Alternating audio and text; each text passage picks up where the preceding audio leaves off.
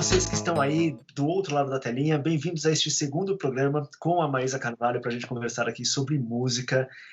Obrigado, Maísa, por de novo se disponibilizar para conversar aí com a gente.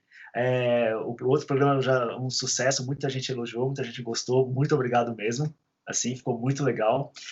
O Douglas, em especial, lá do podcast Episódio Piloto, está felicíssimo, quase chorou, ou chorou, né, até derramou lágrimas, então fica aí o registro. Eu que agradeço, de novo, só agradecendo o convite e mais uma vez falando que eu que me sinto muito feliz de estar aqui, falar algumas coisinhas. Espero que o outro programa tenha sido legal e agradeço também o Douglas, porque ele deve ter curtido bastante. E eu acho que a gente até entende assim, a fascinação dele com Depeche Mode. Então, agradeço que o pessoal prestou atenção no conteúdo explanado. Na certeza. E, exatamente, no outro programa nós falamos da Berlim, do David Bowie, passamos por Basildon, do Depeche Mode, eu anotei o nome da cidade aqui para não esquecer, Basildon, que fica em Essex, olha só, do Depeche Mode, e agora a gente vai ali para Nova York, no final dos anos 70, começo dos anos 80, para falar daquela cena que acontecia ali do New Wave, Punk, uma coisa que acontecia ali no CBGB, e em especial falar sobre a Debbie Harry da Blondie, ou do Blondie, acho que da Blondie, né? Na verdade é do Blondie, mas tudo bem, né? As pessoas entenderem, todo mundo entendeu, então a comunicação tá ótima. E para explicar, obviamente, esse momento da cidade de Nova York, que novamente ali vai ter uma influência interessante do Bowie, porque o Iggy Pop era uma figura que circulava muito nesse meio, né, Má? A Maísa vai falar aí para vocês como que é essa cena, tudo, até porque ela gosta muito do Talking Heads, que eu também tô ligado. Então, vou deixar ela falar agora, que já falei demais. Bom, pessoal, como o Gil falou, a gente vai agora para Nova York, né? E, assim, eu quis trazer um pouco da Debbie Harry, porque ela, além de ser uma figura muito icônica nessa cena da New Wave,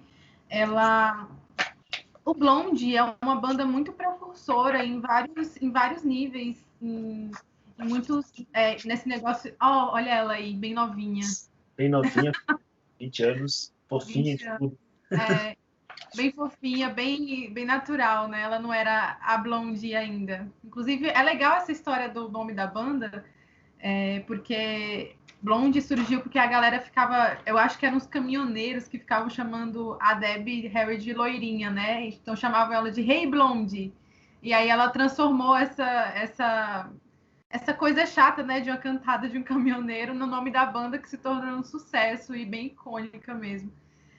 E a Debbie, só para falar, né, que ela tinha muito essa coisa, assim, de ser meio badass, de tornar uma experiência ruim da vida dela numa arte, tornar isso numa letra de uma música, alguma coisa nesse sentido, e fazer com que isso fosse um sucesso, assim. Então, é muito legal falar dela, porque a gente fala, assim, de um espírito animal mesmo, assim, de uma força da natureza. E só para começar, assim, falar um pouquinho da banda... antes do Blondie, a Debbie ela tinha feito algumas coisas assim na carreira artística. Ela teve duas bandas antes. A primeira foi a The Wind and the Willows, que inclusive eu acho que ela já tocava com, não sei se ela já tocava com o Chris Stein, que é o guitarrista do Blondie, que inclusive vira o namorado dela. Eu acho que não, acho que foi na próxima banda, a The Stilettos, que quando ela formou essa banda, o Chris Stein já estava com ela e eles tocavam ali no CBGB, que é esse clube de Nova York, que foi onde surgiu a maioria das bandas punk. Inclusive o Ramones surgiu lá, o Talking Heads e tudo mais, era um reduto assim dessa galera. E essa primeira banda, The Stilettos, era uma coisa meio artística mesmo, além de música, unia uns elementos de teatro e de dança e tudo mais. O que acontece é que em 1975, 1976, eles formam o Blondie, e a gente tem aí meio que na linha de frente dessa formação da banda o Chris Stein, que era o guitarrista, e a Debbie Harry, vocalista. A gente vê a foto aí que o Gil mostrou dela bem novinha, né? Mas quando ela formou o Blondie, não tô falando que 31 anos é gente velha, não, tá? Pelo amor de Deus. Mas quando ela formou o Blondie, ela já tinha 31 anos. É que a gente fala assim em comparação com o surgimento de outras bandas e outros artistas. Diga aí, tá levantando a mão. Para ser educado. É porque tem até uma história meio engraçada, porque realmente essas duas bandas que ela formou inicialmente, especialmente a primeira, era uma banda meio folk, porque Sim. quando ela tinha 20 anos, né, que é normalmente quando as pessoas entram no mundo do rock, por assim dizer, ela buscava o que rolava ali em Nova York era uma cena mais folk, inclusive Bob Dylan, várias coisas assim que aconteciam por ali, e essa banda era meio folk. E realmente ela demora um tempo, né? Porque ela aí vai fazendo outras coisas, ela se envolve com teatro, se envolve com o movimento artístico da Nova York da década de 70, que era muito forte, assim, ela fala isso em algumas entrevistas, né, de como era pulsante e criativa a cidade de Nova York naquele momento.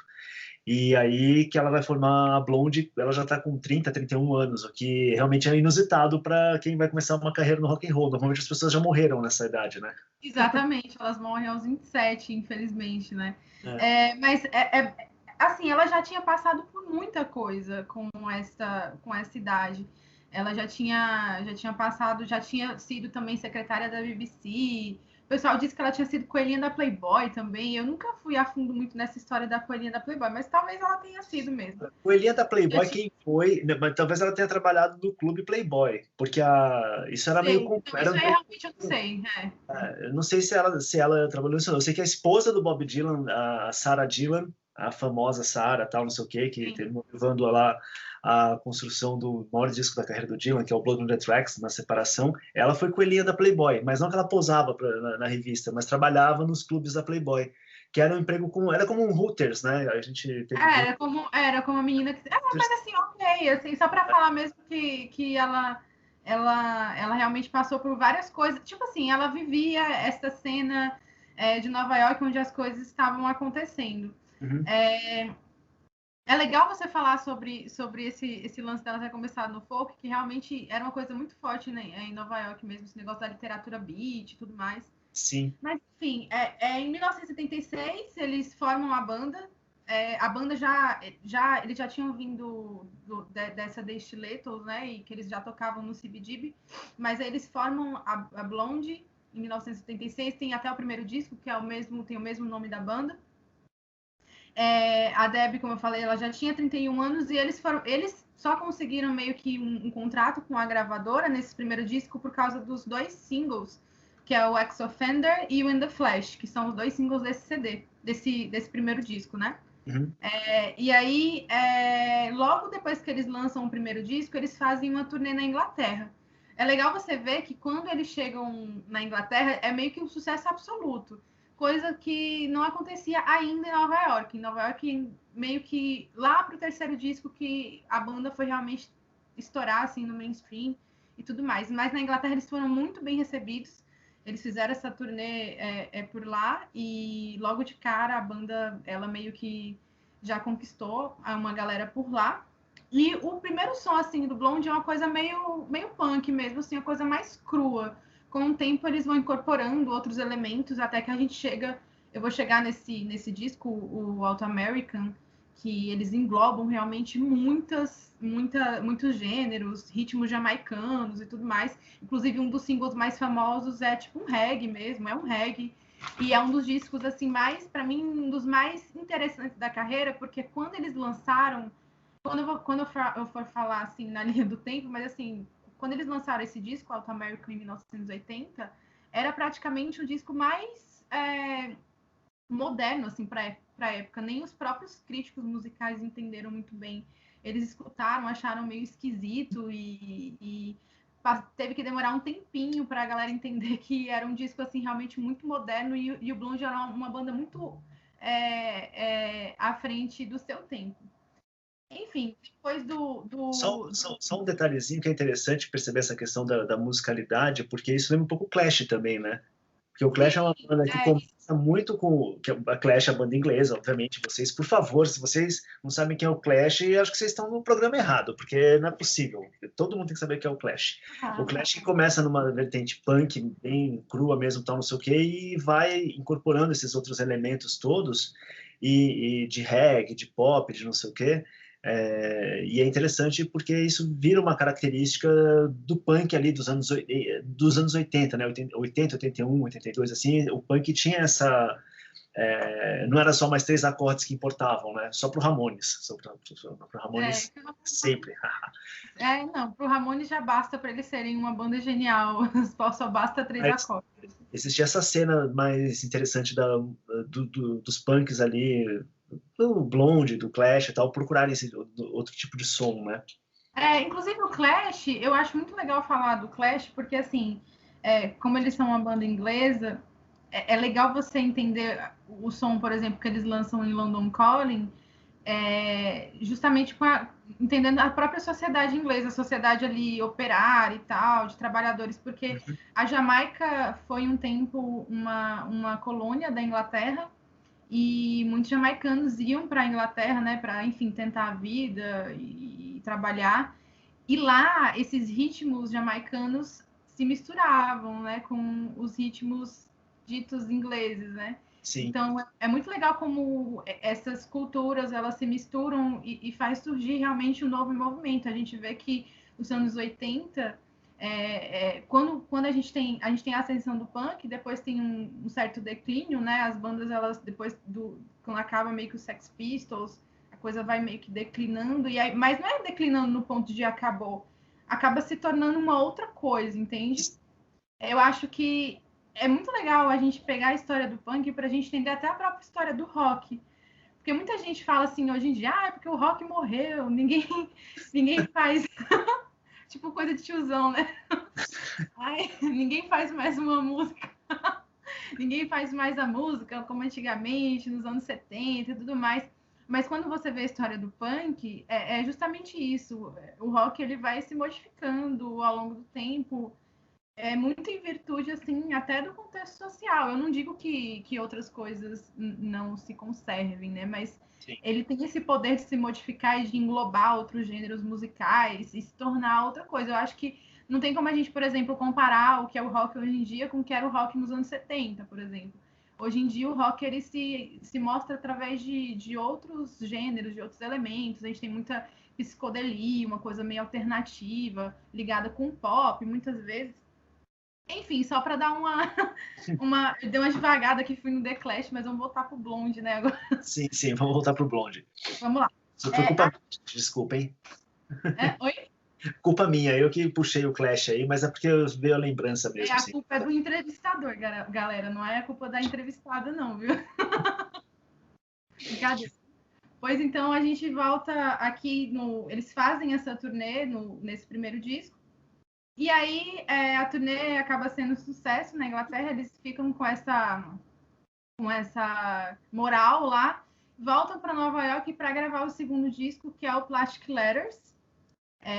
E no Plastic Letters eles lançam um single chamado Once I Had Love, que é praticamente a primeira roupagem de uma outra música famosa deles, que foi a música que estourou, a Heart of Glass. São músicas iguais, né? Mas Once I Had Love, ela é lançada agora nesse segundo disco, no Plastic Letters. Inclusive, aí eles fazem de novo outra turnê na Europa, fazem uma turnê também nos Estados Unidos. Inclusive, nos Estados Unidos, eles fazem uma turnê com The Kinks. E aí, eles caminham para o terceiro disco, que realmente é quando eles estouraram nos Estados Unidos também, além de já ter uma certa moral na Inglaterra. Que a gente vai para o terceiro disco, que é o Parallel Lines, que foi lançado em 1978. E aí, quando eles lançam o Parallel Lines, eles lançam com músicas que eles já estavam tocando em vários shows, eles já tinham músicas prontas. Inclusive, por exemplo, eu falei agora de Once I Had Love, é uma música que é igual a Heart of Glass. A Heart of Glass ela é lançada nesse terceiro disco, e aí a Heart of Glass tem uma nova roupagem, né? E ela estoura mesmo agora no terceiro disco, e aí a banda realmente ela entra meio que no mainstream musical americano. Inclusive, nesse momento, eles são muito criticados pela galera punk lá do CBGB, que ainda tinha o punk como uma coisa meio underground e tudo mais. Posso até, então, a gente para no terceiro disso aqui. Eu queria que você consegue traçar um pouco aí o cenário do que era o CBGB, assim, quem tocava lá, por que acontecia. Vou até dar uma dica para vocês, assim, a Maísa vai explicar, obviamente, mas não sei nem se ela viu ou não, mas tem um filme chamado CBGB, O Berço do Punk, que é do Randall Miller. E você assistiu esse filme? Não assisti, aí eu vou... Mas eu tô ligada. Não é Tô ligada qual filme que é. Não assisti ainda. Não é nenhuma maravilha da natureza e tal, mas eu acho que ele, de certa forma, ele é até um pouquinho caricato em alguns aspectos, mas tem umas coisas interessantes assim, e você vai gostar, você como uma Harry Potteriana, você vai gostar, porque tem o Alan Rickman lá, Ah, e nosso tem, Snape. exatamente, e tem o Rupert Grint, Hum, Rupert Grint, não Grint, o Rupert Grint, sim, né, que é o ruivinho lá do Harry Potter, que eu não sei o nome, gente, desculpa aí, não me cancelem porque eu não sei o nome dos personagens do Harry Potter, por favor. E quem faz a Debbie Harry no filme é a Malin Akerman, que é a atriz que faz a Silk Spectre no filme do Watchmen e tudo. E ela tá muito bem no papel e tal, muito bonita também no papel, junto com a Debbie Harry era bonita. Desculpa, mas é só para indicar para vocês, aí se vocês quiserem procurar e assistir o filme, é muito legal e mostra um pouco esse cenário, apesar de ser meio caricato. Mas para quem não quiser ver o filme, a Maísa vai explicar aí um pouquinho o que rolava nesse momento aí em Nova York dessas bandas. Inclusive, tá. pode falar Antes Talking de Heads. falar aqui, eu vou ter que deixar claro que o Rupert Grint, ele é o Ron Weasley, tá bom? Quem que ele é? O Ron Ele é o Weasley. Ron Weasley, o melhor amigo do Harry Potter, poxa vida. No filme. Bom, o CBGB, ele começou sendo um bar para os fãs de country e blues, né? Então lá algumas bandas se apresentavam, isso acho que nos anos 60 ainda, no final dos anos 60. E aí, só para falar, né, ele fica em Nova York. E aí por lá passaram as grandes bandas de punk rock, mas assim, quando a gente olha para essas bandas de punk, existem algumas diferenças. Por exemplo, por lá passaram bandas como o Ramones e o Talking Heads, mas Ramones e Talking Heads são duas bandas diferentes, né? O Talking Heads tem um som muito específico, o Ramones tem um som diferente. O fato é que Nova York, nessa época, quando a gente caminha para os anos 70 e começa também a década de 80, era um lugar onde muitos gêneros e ritmos e elementos se fundiam. Então o CBGB era esse espaço de criatividade dessas bandas que se inspiravam nesse movimento punk desse negócio de do it yourself, né? De faça você mesmo, de você ter a sua banda na sua garagem. E lá elas tinham esse poder, esse espaço para se expressarem. Então, por exemplo, é o berço do Ramones, é o berço do Blondie também, o Talking Heads também surge por lá, recebeu shows de Television, da Patti Smith, do Low Red, do Velvet Underground, New York Dolls, do Stooges, o Iggy Pop também se apresentava por lá. Tudo isso na década de 70. E assim, a gente tem que entender que a década de 70 era aquela década do rock clássico, certo? Então Sim. A gente tinha, por exemplo, essas grandes bandas, Led Zeppelin, Pink Floyd, Deep Purple, eram bandas que elas se apresentavam em grandes espaços, em grandes arenas. Então isso fazia com que as pessoas se sentissem, eu acho que de certa maneira elas se sentiam afastadas assim da banda, né? Então assim é muito interessante você ver como lugares como o CBGB, como esses lugares surgem, como eles acabam se tornando um espaço onde as pessoas elas vão começar novamente a se sentirem próximas das bandas que as representem, entendeu? Então, e o punk ele surge meio que desse jeito também. Então, o CBGB ele é um lugar icônico assim por ser o local de dar voz assim a essas pessoas e essas bandas e esses artistas. E aquela questão também, como você falou bem, essa questão dessas grandes bandas da década de 70 já era uma coisa completamente fora da realidade do garoto que está na escola, que está na faculdade, que está ali batalhando para conseguir grana para comprar um jeans, né? Tipo, o cara não tem nem dinheiro para comprar uma jaqueta jeans, vai para um show de rock grande. Não, o cara quer ver uma banda pequena, tudo que está ali. E o CBGB era justamente esse espaço. Mas também tem uma outra cena também em Nova York que acontecia e que o CBGB, na verdade, é um espelho disso também, porque o CBGB pegava os punks, a molecada mais underground, mas tinha a cena disco também, né? Sim, é legal a gente falar da...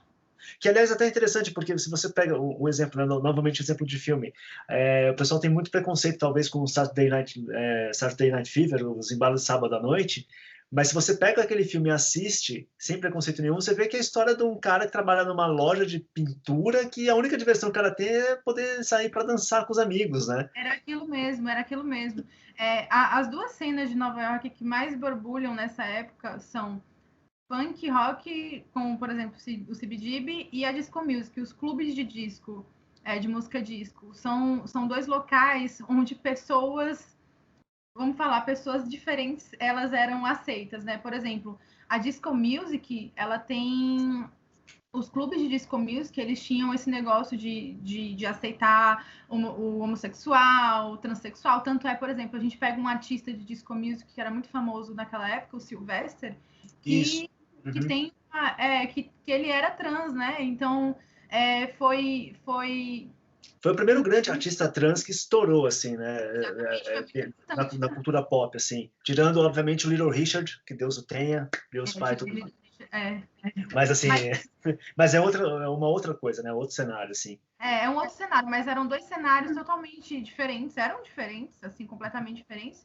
E eram dois cenários que realmente começavam a borbulhar ali em Nova York nessa época. A gente sabe que tanto o punk rock, tanto essa cena punk, ela se transforma em outra coisa, mas a disco music, ela meio que cai, né?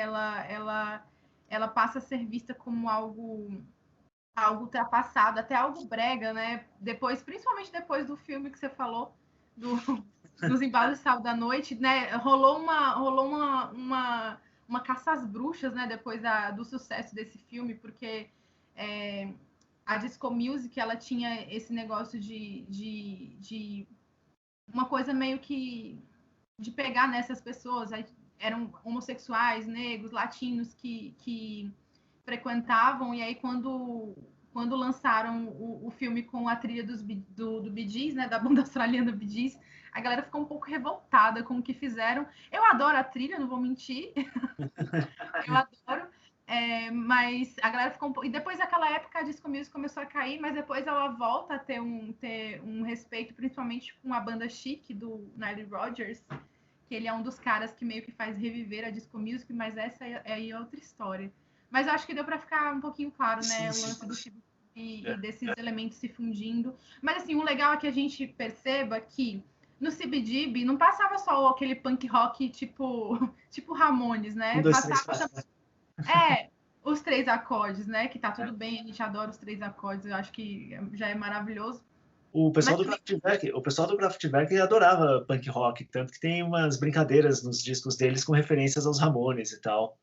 Isso é fantástico. É muito legal como tanto o punk ele consegue englobar assim, conversar muito com outros gêneros e outros elementos. Isso é muito legal e isso é uma lição para as pessoas de hoje em dia que dizem que o rock não pode ter uma bateria eletrônica. O cara que é o tiozão que gosta do Dire Straits, né? Que eu adoro também, mas é o tiozão que pensa que o rock ainda continua nos anos 70, né? Que o rock é aquilo, aí ele escuta o rock and roll hoje em dia, às vezes tem um elemento eletrônico, cara, não tem que ter, porque isso não é rock e tudo mais, mas porque o próprio punk rock fazia isso. O punk rock, pelo CBGB, passaram bandas assim bem diferentes, passaram artistas bem diferentes que conseguiam colocar a individualidade ali no trabalho, assim. Então, é uma riqueza de criatividade, uma riqueza cultural e musical, assim, muito grande. E aí até para puxar nessa questão da questão da individualidade e da visão do artista mesmo, e eu preciso lembrar de depois puxar um outro assunto ainda, tem uma frase da Debbie Harry que eu acho muito legal, que ela fala assim, que ela, a Pat Smith e a Silk Silks, elas não queriam ser ditadas a fazer alguma coisa, elas queriam, era importante para elas não serem uma vítima. Palavras da própria Debbie Harry, tá? Eu nunca quis ser vista como pelo olhar masculino, como se eu tivesse uma desvantagem romântica.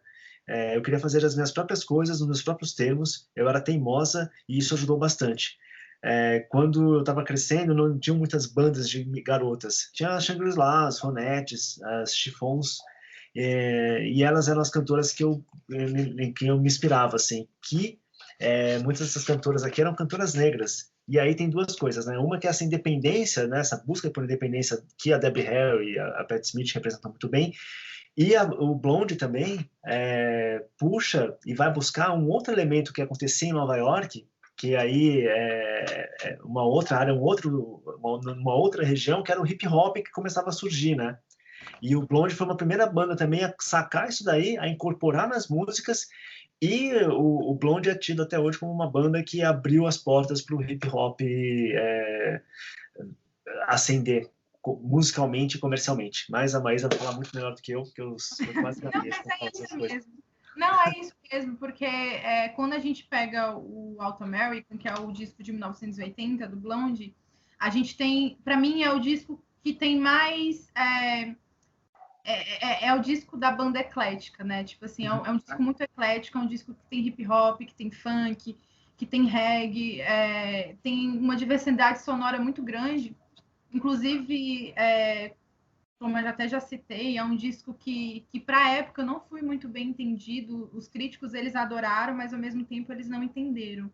Era uma coisa que para a época era muito moderna, era muito contemporânea, então às vezes as pessoas poderiam escutar e achar estranho. No entanto, como o Blonde ele já tinha conseguido um sucesso realmente na popular, assim, eles apareceram, tinham clipes aparecendo na MTV, inclusive o primeiro clipe com hip hop que apareceu na MTV é um clipe de uma faixa chamada Rapture, que é desse disco, que em dado momento do videoclipe aparece a Debbie Harry com o DJ, né, com o MC, com o DJ e o MC, e tem um cenário de grafite atrás e tudo mais.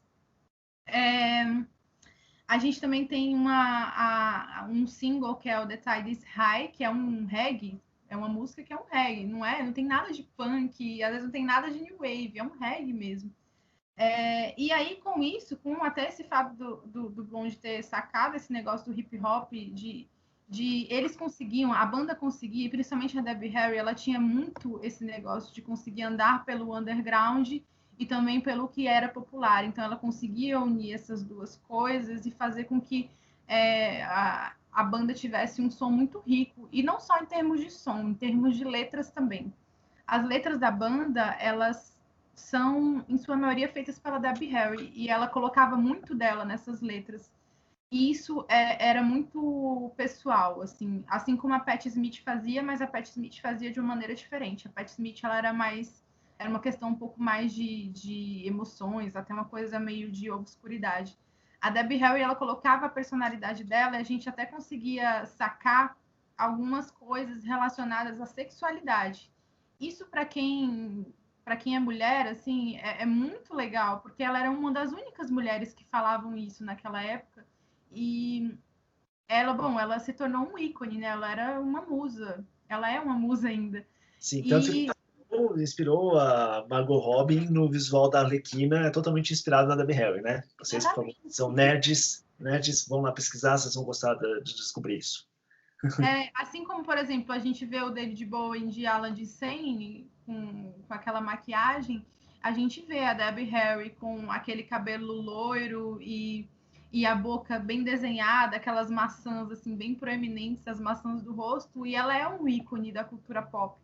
E ela até mesmo, ela sabe disso. Ela diz que ela foi uma das únicas mulheres assim da época dela que falavam coisas que outras mulheres não falavam. Ela não fala isso querendo desmerecer outras mulheres, mas isso é uma prova de que ela se colocava muito nas letras das músicas. Então, quando você escuta, quando você lê, né, as letras, é muito a Debbie Harry. São letras que falam assim de uma mulher que ela não quer esperar por ninguém, sabe? Ela tem os desejos dela, ela tem as coisas que ela quer fazer e ela fala, ela é expressiva. Tem muitas músicas relacionadas ao namoro dela com o Chris Stein também. Tem uma música que eu adoro, que eu acho que é do primeiro disco, chamado o primeiro disco Blonde, uma música chamada Picture This, que ela fez para o Chris Stein, né?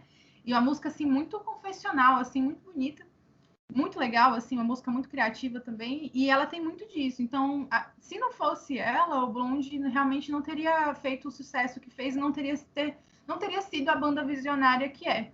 É uma banda que não tem muitos discos, né? Infelizmente, eles tiveram em 1982, eles fizeram uma pausa. Foi em 82 que eles fizeram uma pausa em virtude de muitos problemas.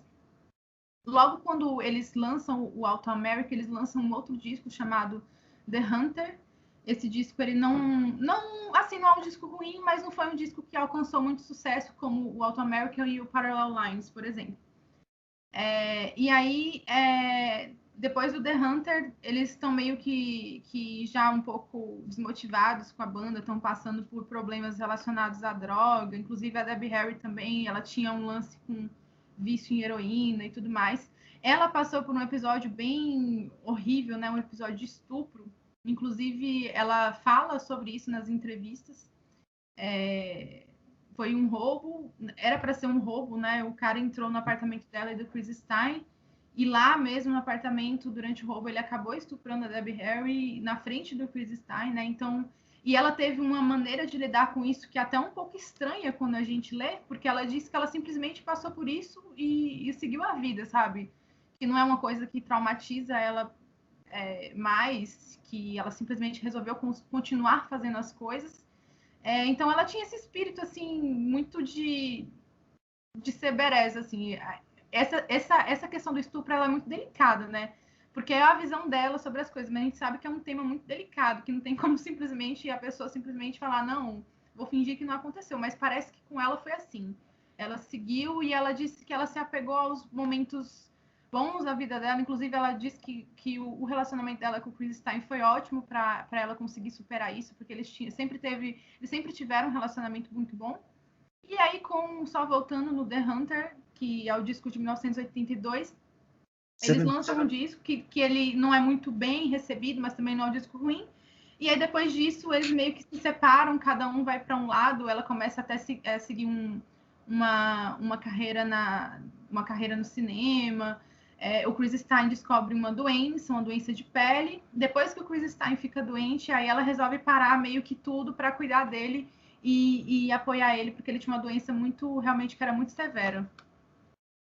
Diga lá, você ia falar alguma coisa, não ia? Não, eu ia só um comentário à parte para talvez quem quiser ler um pouco mais sobre essa questão até do estupro da Debbie Harry, não da história dela, mas tem uma autora que é a Virginie Despentes, que ela tem um livro chamado Teoria King Kong, e a Virginie Despentes é uma autora francesa, muito legal, eu gosto muito dela, tem um livro chamado A Vida do Vernon Subutex e tudo.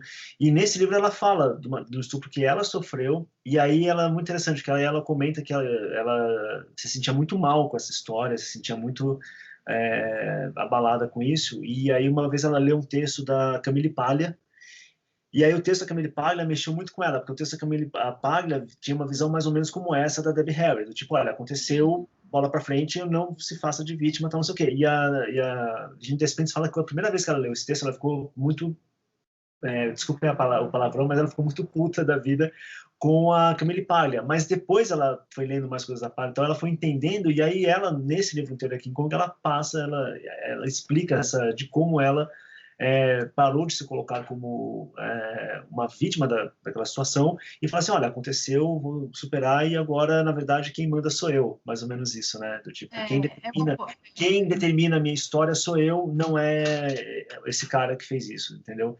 E é muito bom, de repente é só uma dica de leitura porque acho que vale a pena, assim, até para ampliar a discussão e puxar, assim.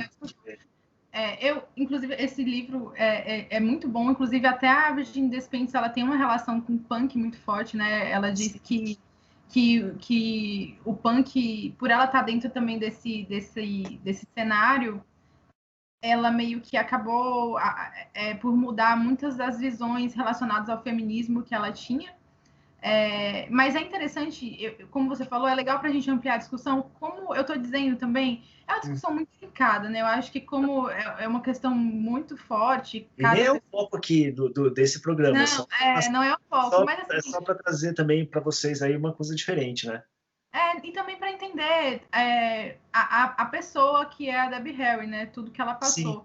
Mas é legal você ter citado a Virginie, porque o punk ele tem uma relação muito forte assim com o feminismo, porque foi também no punk rock onde as bandas de garotas que falavam sobre coisas que não eram amor e sexo necessariamente. Amor e romance, né? Melhor dizendo. Amor e romance, não sexo elas falavam, mas assim, amor e romance, né? Foi onde essas garotas também puderam ter voz, sabe? E serem ouvidas. E assim, é legal que a gente consegue ver o punk como este grande gênero em que há vários elementos assim conjurados numa grande coisa mesmo, porque como até o mesmo eu falo muito isso. Normalmente a gente vê o punk como é um gênero que surgiu porque as pessoas estavam com um descontentamento muito grande com o governo, com o sistema de governo, mas não é só isso, sabe? Imagina que pela primeira vez as pessoas elas se sentem elas sentem que elas podem fazer uma banda em casa, ou podem fazer música em casa e serem ouvidas, e terem um disco, e as pessoas podem comprar esse disco e ouvir na casa delas, entendeu? Isso é muito forte, isso é muito especial. Porque antes do punk, eram essas grandes bandas que a gente falou, que eram bandas que tocavam em grandes arenas, que tinham um espaço, que tinham uma voz. E hoje o que acontece ainda é uma coisa muito punk rock. Quando a gente pega, por exemplo, a Billie Eilish ganhando vários Grammys e ela fez o disco dela da casa dela, entendeu?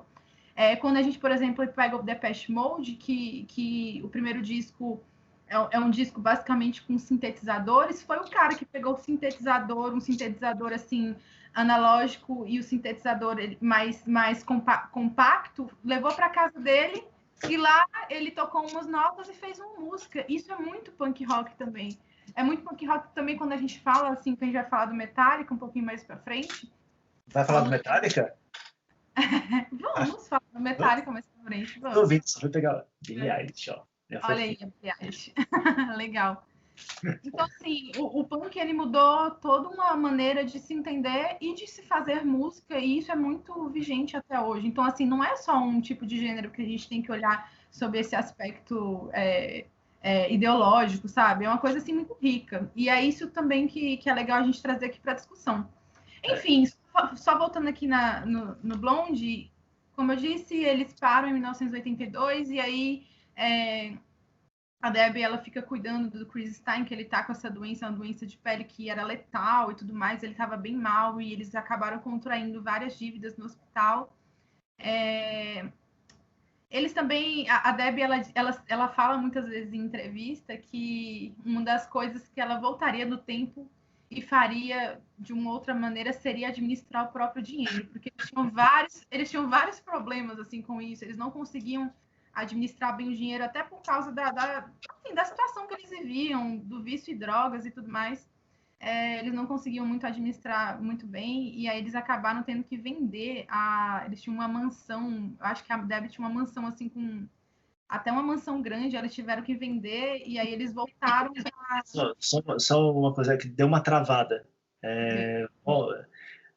Volta um pouquinho na parte da... Você começou a falar, eles tinham vários problemas de grana, inclusive por conta de... Então vou falar de novo, tá? Eles tinham vários problemas de grana, inclusive porque por conta do próprio vício em drogas e tal, eles não conseguiam administrar muito bem. A Debbie, ela tinha até uma mansão em Nova York que teve que vender para conseguir pagar umas contas. O Chris Stein tinha uma dívida, parece que de $1 milhão naquela época, uma coisa assim. Enfim, era uma coisa assim, eles estavam assim num calvário, num pequeno calvário, mas aí a Debbie cuidou dele, eles realmente pararam, só que aí depois eles voltaram com um álbum em 1999, e eles voltaram porque em 1999 existiam bandas que queriam, que referenciavam o Blonde, que o Garbage e o No Doubt faziam isso. E eles voltaram com um álbum que foi número 1, inclusive no Reino Unido, em 1999. Que disco? E aí... Oi? Que disco que é? O No Exit. Ah, tá. Só para vocês saberem aí, vocês estão aqui acompanhando esse programa, tá, não sei o quê, a Maísa vai fazer uma playlist com grandes sucessos do Blonde e do punk da década de 70 e 80 ali. Verdade, acabei de obter este trabalho, tá vendo? Não, tá assim. Faço sim, tranquilamente. Tá, aí eles ganharam, então, o No Exit em 99. No Exit em 99, e aí com esse álbum eles conseguem até eles se tornam até o número 1 no Reino Unido. É um álbum bacana, é bom para voltar. E aí o que a gente tem depois no Exit, a gente tem mais 4 álbuns. A gente tem em 2003, eles lançam o The Curse of Blonde. Gente, eu tô falando aqui só dos álbuns de estúdio. Eu não tô colocando álbuns ao vivo, também não tô colocando coletâneas. Tem uns álbuns que eles lançaram coletânea, com singles e tudo mais, mas eu não tô colocando, só pra gente entender um pouquinho a história da banda. Depois a gente tem o Panic of Girls, em 2011. A gente tem o Ghost of Download, em 2014. E o último foi o Pollinator, em 2017. Então, hoje em dia a banda, a gente não sabe direito o que a banda faz, assim, pode ser que eles se reúnam, pode ser que não. No momento, eles estão parados, né? A Debbie, ela tá com 80 anos, mas ela ainda tá super ativa, inclusive ela lançou uma biografia recentemente, que eu ainda não li, mas eu vou ler em breve, chamada... 80 anos? Tá com 80 anos. Caramba. Eu acho que 80 anos já que ela tá. E a biografia tem um nome que é a cara dela, né? O nome da biografia é Face It, então é o nome Encare. Ela tinha muito isso, de encarar situações e de ser assim, de ser uma... É como se fosse uma pessoa a se espelhar, uma pessoa a se imitar. A Debbie, ela passou por muitas situações ruins, por muitos infortúnios, e mesmo assim ela conseguiu transformar aquilo em um combustível para a própria arte, para a própria música que ela faz, e ela conseguiu também se transformar num ícone muito respeitado. Naquela época, na época do CBGB, na época que ela conseguiu colocar, tanto nos Estados Unidos como na Inglaterra, todos esses hits e fazer o Blonde uma banda respeitada. Naquela época, a Cyndi Lauper dizia que todo mundo queria ser como a Debbie Harry, sabe? Que ela conseguia o respeito das pessoas, o respeito de caras como, por exemplo, David Bowie. E quando você olhava, assim, você poderia até não dar muita coisa, porque parecia que ela era só uma moça bonita, né? Mas ela não era só uma moça bonita, ela era muito mais do que isso. Então, eu acho que é muito legal a gente trazer ela para cá, para o bunker, não só pela questão da representatividade, assim, para garotas, para mulheres, mas pela própria obra também da banda, que é uma obra muito interessante. E se vocês quiserem escutar a discografia, eu recomendo muito, mas se não quiserem, escutem Parallel Lines e escutem o Alto America, que são 2 discos essenciais, assim, para entender o quanto o Blonde é importante. Ou a própria playlist que a Maísa vai fazer para vocês. Escutem a minha playlist, que eu acabei de receber esse trabalho. Faço um proveito dela. E aproveitando, a gente falou aí bastante da Blonde, da Debbie Harry, toda essa cena, e até sobre escrita, né? A gente falou sobre a Despensa, a Camille Palha, e você também você está aqui afinal porque, como eu falei no outro programa, você escreve para o Célula Pop, você colabora com o Bunker, com textos, demora para escrever, mas quando escreve também são maravilhosos. Uma bronca aqui. Mas eu queria saber de você, assim, de onde veio essa coisa da escrita, tudo. Para quem não sabe, eu acho que eu não comentei isso na outra vez, mas quando eu comecei a acompanhar a Mar, ela escrevia no Instagram sobre capas de disco e tal, e eu achei sempre interessante. Falei, pô, isso é legal, tem coisas aqui. Foi daí até que eu pensei, pô, escreve para o Bunker lá sobre música, tudo. Mas de onde veio essa coisa de escrever sobre música, assim? Como que você começou a escrever sobre música? Tô até me sentindo aqui uma escritora importante agora com essa pergunta. Desculpa, você colabora com o Bunker, você é importante. É bom pro meu currículo isso aí. Exatamente. Bom, vamos lá, para falar sobre a escrita. Assim, essa coisa da gente escutar música faz também com que a gente seja muito carregado por emoções, né? Eu acho que todo mundo é assim. Eu acho que a gente leva a música a sério e também nem sempre. E leva a sério e leva também através da diversão. Eu sou um pouco assim. A música, às vezes, mais divertida para mim, eu levo muito a sério. Uma música muito séria, eu levo para esse lado da diversão. Mas eu acho que quando a gente escuta música, a gente acaba sendo encarregado, acaba sendo meio que mergulhado assim por muitas emoções e enfim, clareza sobre o mundo e novos entendimentos. E comigo foi assim. Eu posso falar para você assim sem exagero que eu conheci o mundo através da música. Por exemplo, quando eu era pequena, as minhas primeiras ideias do que era uma família, do que era, sei lá, amor, relacionamento, amizade, essas ideias, elas chegaram em mim através da música, porque a música sempre esteve presente no meu ambiente. quando eu cheguei lá na minha adolescência, aí na adolescência a gente tem essa fase que a gente quer fazer tudo, né? E aí eu escrevia, assim, eu tinha, de vez em quando escrevia nos meus caderninhos, assim, os álbuns que eu escutava, que eu gostei do disco, e aí eu tornei isso um hábito. Você tinha mencionado que você anotava, né, quem que tinha produzido o disco, você fazia uns Sim, comentários assim, você já buscava isso naturalmente, né? É isso? eu buscava porque eu convivi muitos anos com o senhor meu pai, né? E o meu pai, ele era um cara que ele me colocava para limpar os discos e os CDs com ele. E Oh, aí, enquanto a gente essa fazia é a isso, verdadeira formação cultural que as pessoas têm. Olha só, botar para limpar disco de CD, sensacional. pois é, enquanto a gente fazia isso, ele falava assim, olha, ele colocava uma coisa para tocar e a gente lia uns encartes juntos. Por exemplo, eu aprendi inglês assim, lendo encarte. Eu nunca fiz um curso de inglês na minha vida. Eu aprendi inglês lendo encarte e aquilo acabou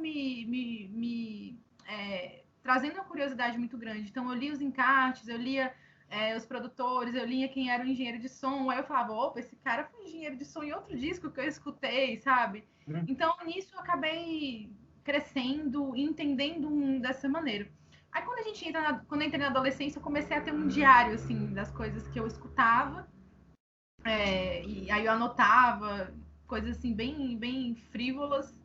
Depois, eu tive um blog na época do saudoso Blogspot. Saudades, quando a internet era um lugar legal. Não, ainda é, né?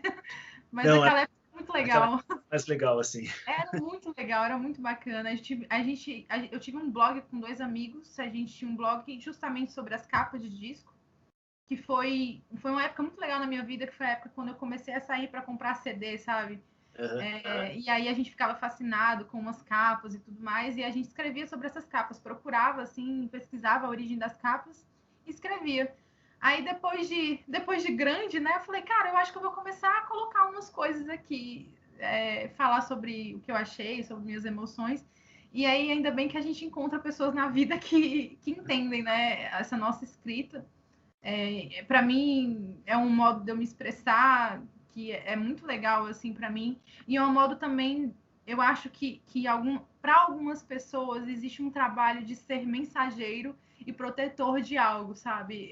Muitas vezes por mais que a gente não faça nada muito grandioso, eu acho que quem escreve sobre música se sente assim, ou quem fala também, quem tem um canal que fala sobre isso, se sente assim, como se tivesse guardando, sendo um guardião assim dessas coisas, porque a gente sabe que essas coisas fizeram ou ainda fazem um sentido muito grande na nossa vida.